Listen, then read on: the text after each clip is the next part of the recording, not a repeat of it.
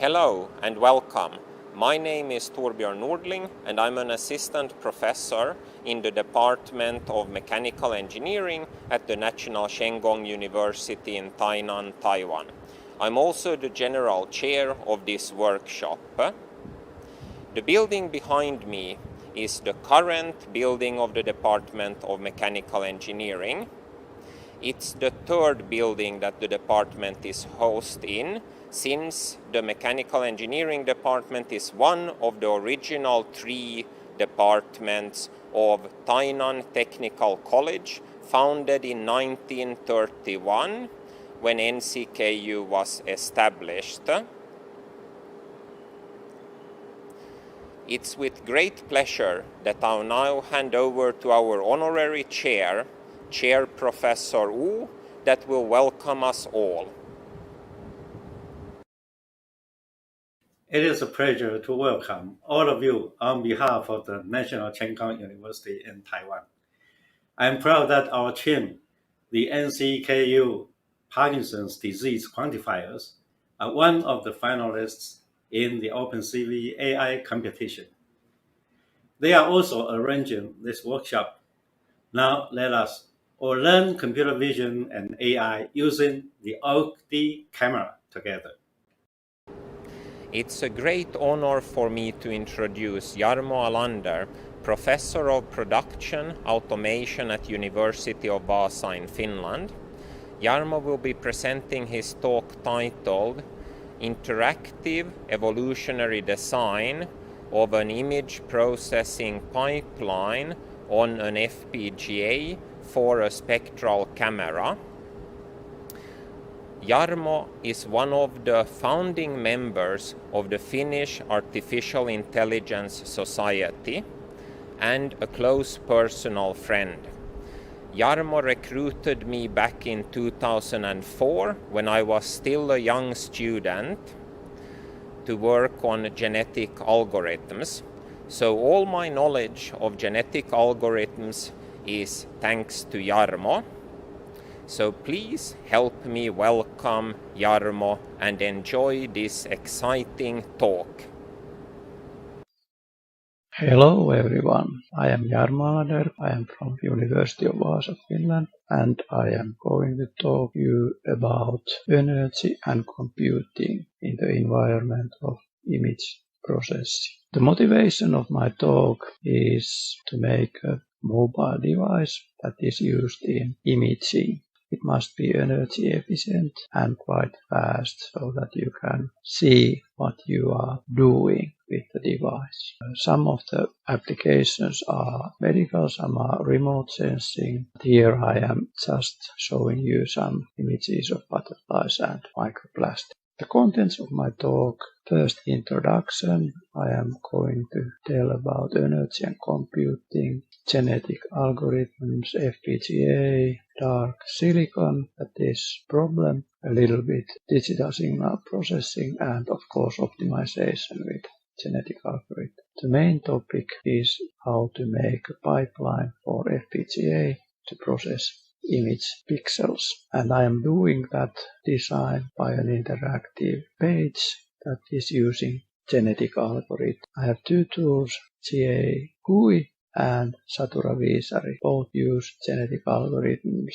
somewhere in some problems, and I give some preliminary results and make some preliminary conclusions.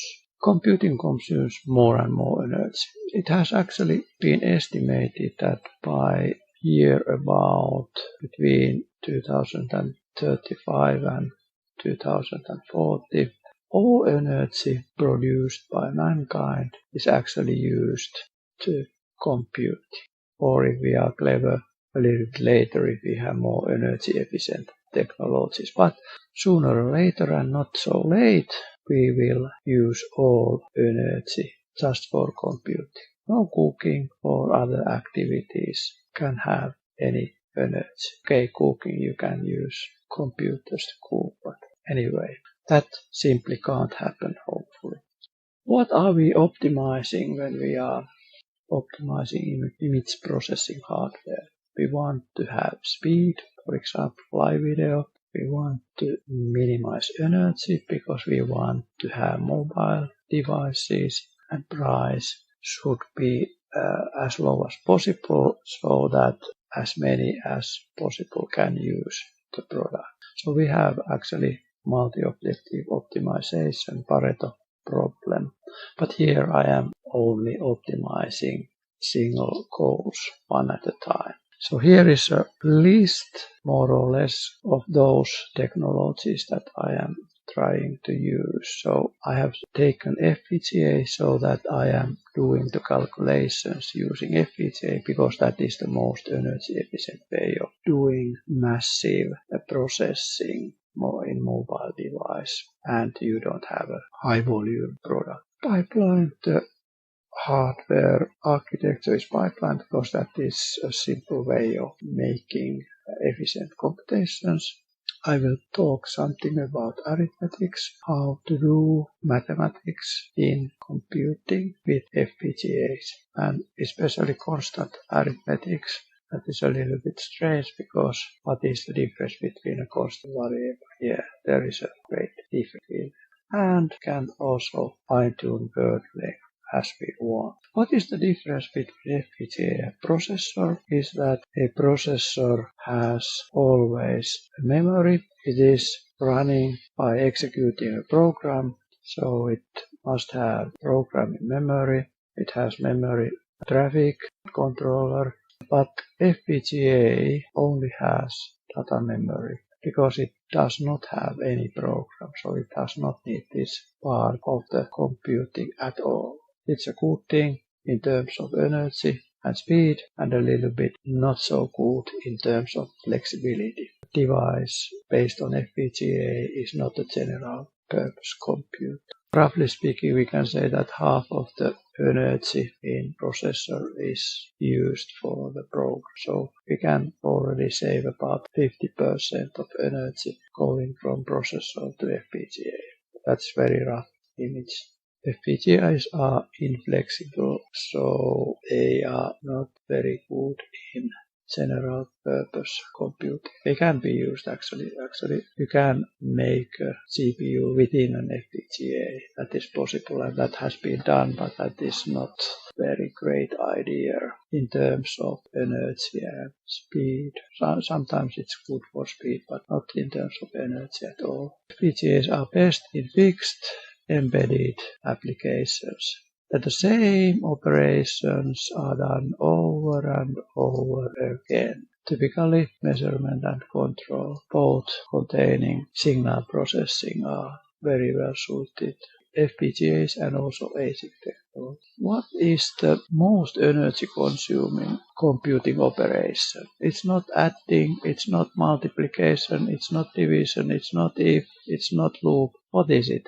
It is moving information to and from memory from the processing unit, for example, CPU. So there is a lot of traffic between memory and the processing element. And the sad thing is that when you move one word from memory to CPU or back, you can do actually about 1000 CPU commands using that energy amount. So one word moved to memory is worth 1000 CPU commands. If you can use CPU commands to save memory traffic, that is very good. And then comes pipeline, that is just ideal for that. Pipeline here, information comes in from memory and goes from one module to another until it comes out and returns back to the memory. The longer the pipeline, the more we can save energy because here within the circuit the movement of data is very energy efficient, much more than between each chip.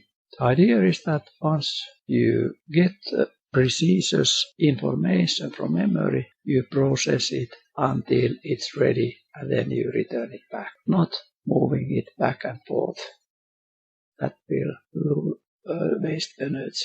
Roughly speaking, if we have a pipeline of n modules, we can eliminate ON memory references. The longer the pipeline, the more we can save.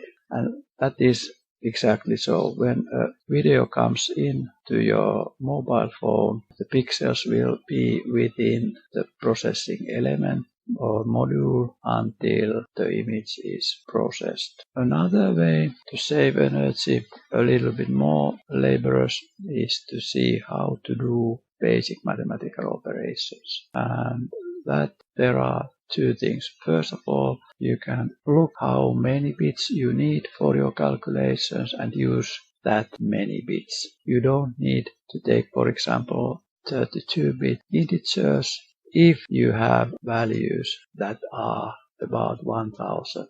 30 bits or something like that will be enough for doing that. So you can save nearly 2/3 of registers, hardware and energy just by fitting your circuit to what you actually are processing. Of course, if every now and then you have more, longer, bigger integers, there will be problems. So be sure that you know what is the range.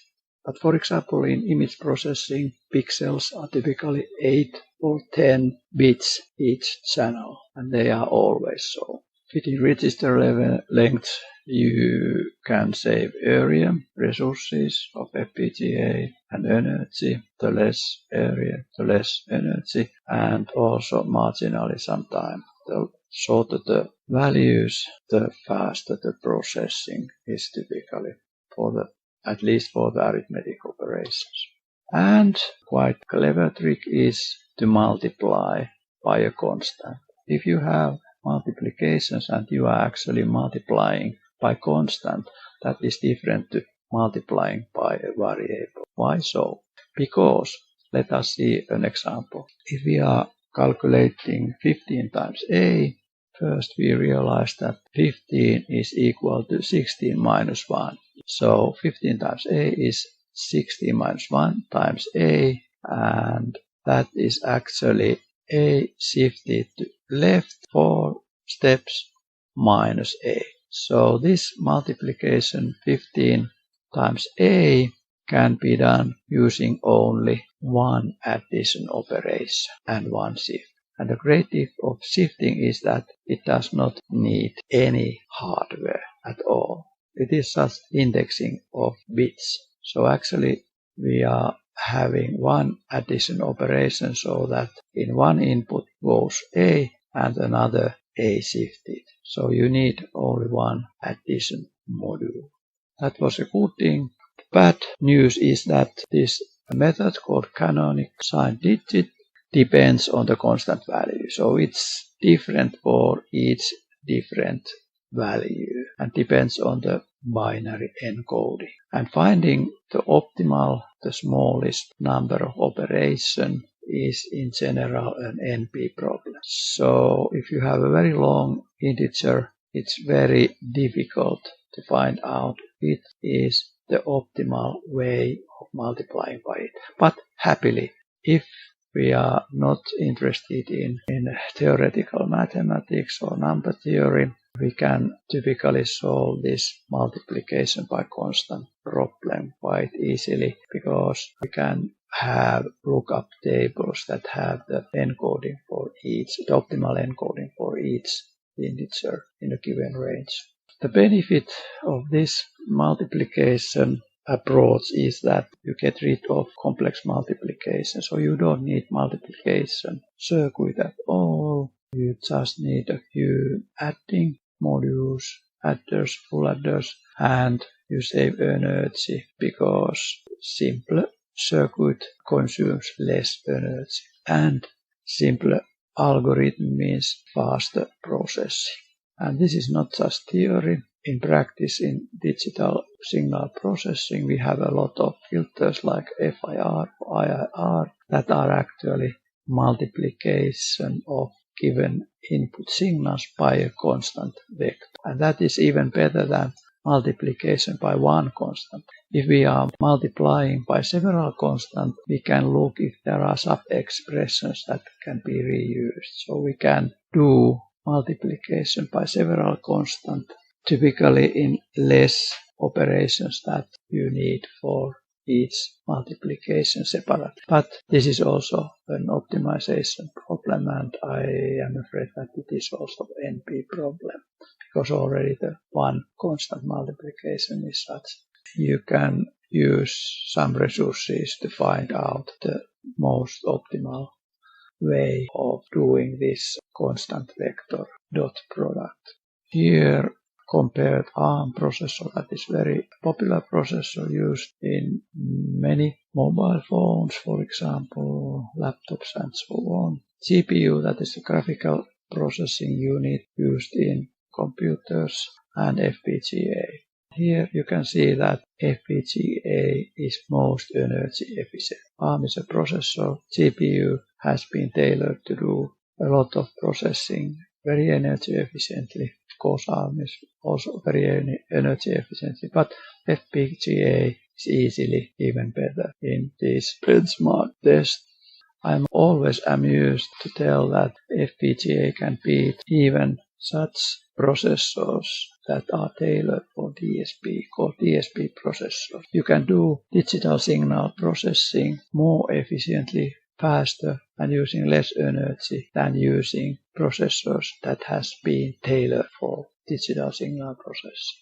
Is there anything that can beat FPGAs in terms of energy efficiency? Yes, tailored ASICs are, but they are also typically prototyped by FPGAs. So as ASIC is tailored circuit that is expensive design. Manufacturing is not so expensive, but you need a high volume. So ASICs are practical or economical only for high volume products like mobile. So in mobile phones you have ASIC, not FPGAs. There are some mobile phones that have FPGAs, but typically not. Mobile phone typically consists of ARM processors, many core, and ASICs to do, for example, video processing. We are using this kind of practical compromise called SOC FPGA, that is a FPGA and CPU in one chip. There are actually two ARM cores and FPGA.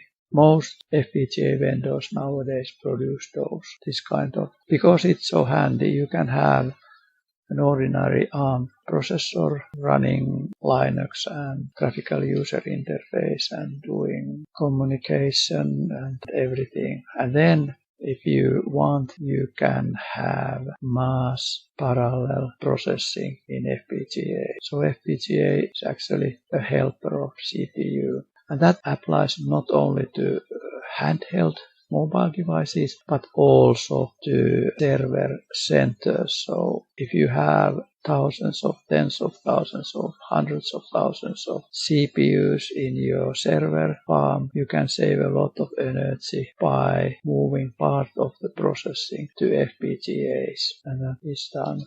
A few words about dark silicon. That is not dark colored silicon. That is a silicon that is not in use. So why do we have silicon that is not in use? That is because when you run smaller and smaller transistors on semiconductor, they generate relatively more and more heat because the resistance of the smaller and smaller wires is higher and higher. Here are 5 cases. If you run processors in the center of the chip, of course the center will heat up, or one half heat up, center will heat up, and so on. If you have more irregular constellation, then you have more irregular heat map. The most optimal one is this: if you are running every second core and every second is sleeping, and then you change the constellation back and forth, back and forth. You can have more and more transistors, but you can't use them because of the overheat. Let us go to my application page. I like one-page applications because then there is no moving back and forth between a lot of pages. I have only one page. Everything is on that, and the computing is done on the user computer. So when you run it, you are actually running your own computer. So I save energy, at least in our server, just to provide the code and when you run the application. And I am using Firefox. The system has been tested only with Firefox, and the language is JavaScript. I am using genetic programming approach. The idea is that GA is generating mathematical expressions, actually expressions how to calculate each pixel. So I am doing 3 expressions, one for each channel. You can run it using this link. Actually, my presentation is also already on internet, so you can, the URL is nearly the same. You can see it at the front page. You can read local images, you can download images from web by giving the URL, then allow, and you can actually download image feature data based on histogram from another one-page application called Fabry-Perot, which is doing histogram-based segmentation and gives those threshold values for use. It gives actually about 100 constants, so nearly all possible values from range 0 to 255. Then what it is doing, it is trying to find the segmentation by the expressions. So it randomly generates expressions, and then either GA fitness function or you select the best alternate. And here is the link to the subcutaneous. Here you can see the parameter list roughly. Population size is a few, about from 6 to 25. It's practical with my computer. If you have a big display and powerful computer, you might try larger population size. Execution time is proportional to the number of specimens in population. Generations I have run from a few to seems to be quite enough. Fitness function is either the user or automatic. You draw a row and then you select from the list of ready functions here. So here all the green stuff is related to GA, so you can run clicking this button, and you can select the number of generations and number of elites, so how many is selected to the next generation. And here the list of ready fitness functions. And you can save the best so far solution in System Verilog as System Verilog. And here you can actually download images for testing. That is just part of total user interface. That was the fitness function. Elitism crossover is uniform, mutation is uniform or weighted, so weighted is used to give more weight to the channel that you are working on or the GA is generating code on. And diversity measures, I use both Hamming and Levenstein. They seem to be quite correlated, but anyway, tested that both are quite okay. So here is the conditional expression. I will show you an example. Here is the chromosome for one color, and here is the expression for one color. So these numbers here, integers, are indexes to the channels and to the constants, and actually to do the operation here, so you can change it greater or equal or less than. So we have nowadays the new version has OR function here, so actually there is 3 comparisons. And then true part and false part, and this is multiplication. Now we are having multiplication, multiply channel value which is variable by a constant, so actually this multiplication is done using a few shifts and additions. The encoding is quite restricted, but it seems to be image and its segmentation. Here we have 3 population members. That seems to be quite nice. The next slide shows the last and the next last. This was the more or less the best, and just for comparison, not so good. Here we have the background quite badly. Here we can see the chromosome for each color, and here the expression in short notation. So you can see the constants as constants, not symbols as they can be seen in some mode of operation.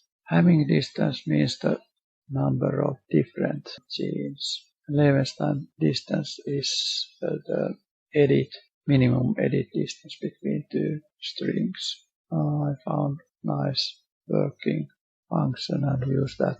Hamming and Levenstein seems to be quite correlated. Then some more results, more serious results. Fluorescence imaging for Nile red. Nile red is hydrophobic substance. When you put it to water, it tries to go to oil or phobic substances, and some plastics are also a little bit hydrophobic, so they don't so easily wet in practice. So the Nile red is concentrated on the plastic particles or oil or such things, and then you illuminate it by blue light and you get orange fluorescence. You need actually 2 filters and the camera. And actually we have now within the camera we have the Fabry-Perot filter, so we need only 1 extra filter in our system to make images of, for example, microplastics. I can use monochrome, so gray tones or color. Both are possible here. Red admiral also as monotone. Here you can see quite nice segmentations already. And here how the 2 systems are linked. So we have the image here. I give it to supervisory and it makes the histogram and other parameters, and then I can download them in this Kagui tool and find the filters. So here you can see the expressions in a little bit different format, so more human-friendly, telling what is actually the constant, not the constant itself, because that does not tell what it is. Some of these Nile red images are quite difficult, so they are quite faint, even difficult to see by naked eye what is the result or where are the particles. Here another butterfly image, quite nicely segmented, even if the background is quite similar to the butterfly. The result is System Verilog code, and here you can see I have used Era Playground test the output or the result of the optimization before downloading it to the hardware. Here some comments and then macro definitions, and then follows a lot of modules, in total about little less than 2000 lines of code, and you have 16 population size. And then when you click, so I like this Era Playground. You just cut and paste your code here to the design window. There is a test bench window, but you don't actually need it. And then click run, and it will compile and run the test bench automatically. I don't need to tell, concludes what it is. Here you can see that in total 0 errors, exceeding error tolerance. So there is a little tolerance to the error, so that the small rounding errors don't make too much noise, so to say. What I would like to do is to have a more flexible data transfer between the 2 tools, but due to the security reasons that is quite difficult for web applications, and both are now several thousands of lines of code, not including a few packages used. So I don't want to make 1 tool to do everything. I have at least 2 now. I might have more still. The filters may have some overlaying, and that must be checked by doing more tests with more images. Now I am more interested in having these filters run in the hardware. That I have not done yet.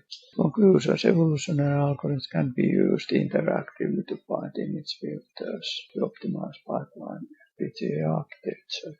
We need more testing, camera input, and so on. Thank you for your attention, and many thanks to Torbjörn for inviting me to this workshop. Thank you. Here are some links. Bye bye. So welcome everyone. Welcome to join our Q&A session. Firstly, thank you very much, Professor, for the great talk, and thank you for willing to join us online. In here, we have gathered all questions from the chats. Let me speak them out one by one. Okay, let me see the question.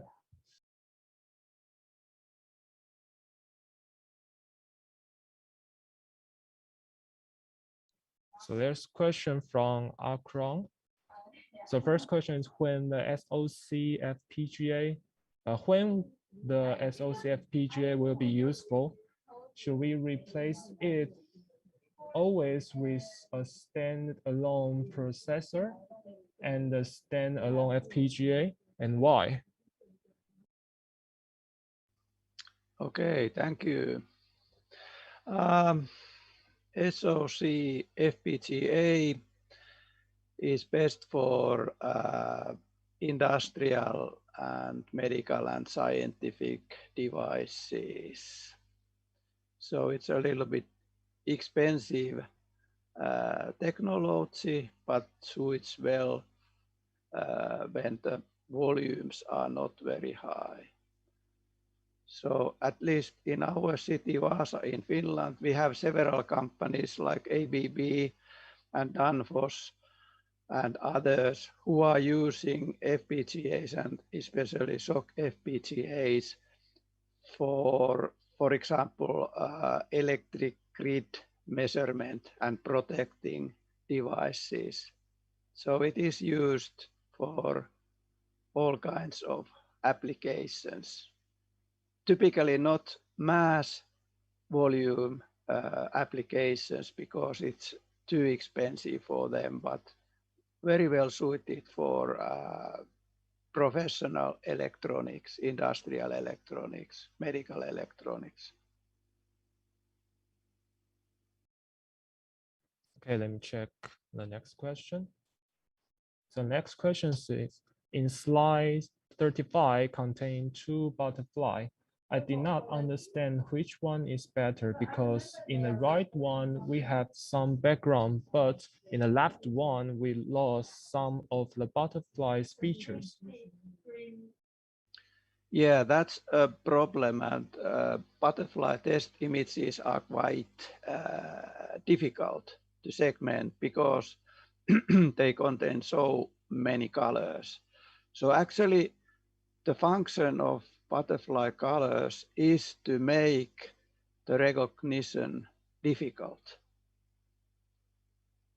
So I am quite happy to have the left image because using low pass filtering, I can fill the small holes within the butterfly.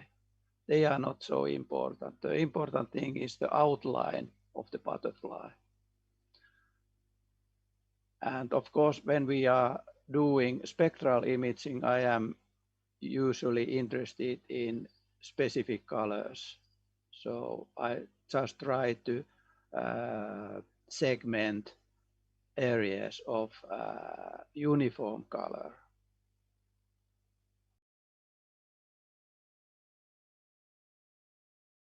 Okay, thank you.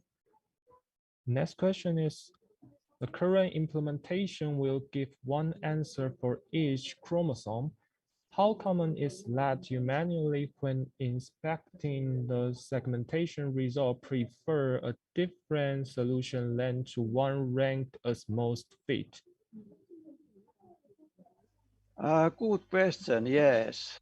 And I think that this is one of the applications where you can combine machine intelligence and human intelligence. So they don't always agree completely, but they are in the right direction anyway. Okay, thank you. Another question, there are different sets of SoC FPGAs. Which one will be better for the cell segmentation? Is there any difference? We have used Xilinx nowadays, but we used to use Altera devices earlier. We think that Xilinx might have some features that suit us better, but FPGAs are quite flexible in that it depends on you how you program them. So the device itself is more or less similar in every manufacturer. Okay, another question from Raven Chen. Thank you for showing us so many useful tools and gave us an overview through them. Is there any criteria for estimating the efficacy or products of the tools? Efficiency, sorry. Actually, no, because they are tools that you use interactively. But if I think about developing color image filtering using the hardware, that is very time consuming. So during or within a few 10 seconds, I can get rough ideas what is a good filter and what is not so good. So the time used with the tools is only a small fraction of what you must spend with the hardware if you are testing your ideas using the hardware. And if you use only simulators of FPGAs, you can't see any images at all. So the idea is here that I can see the result, and that is not possible with the usual FPGA simulators at all. I just can see some bits, and they don't tell me much about the image at all. Okay, thank you very much. I think we have 5 minutes more. So for the audience, if you have any question, please feel free to type it in the chat. Let's wait for a couple minutes more. And sorry, Professor, for the technical connecting problem.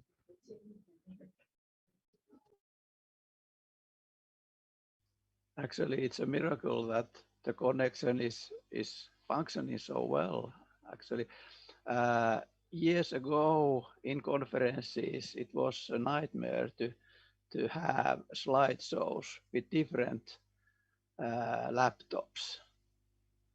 Typically, it took several minutes to fix all problems. Nowadays, we can have this kind of connection very fast. As you see, so this Zoom was very fast. It takes only about 1 minute or 2 minutes to make it.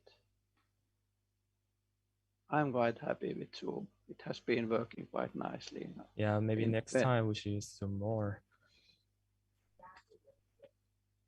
Okay, it seems there's no question in the chat.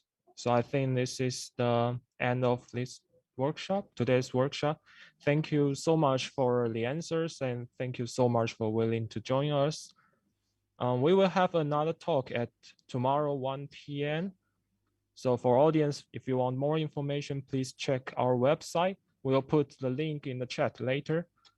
Look forward to seeing all of you. Thank you, everyone. Thank you, Professor. Thank you. Thank you. Okay, bye-bye.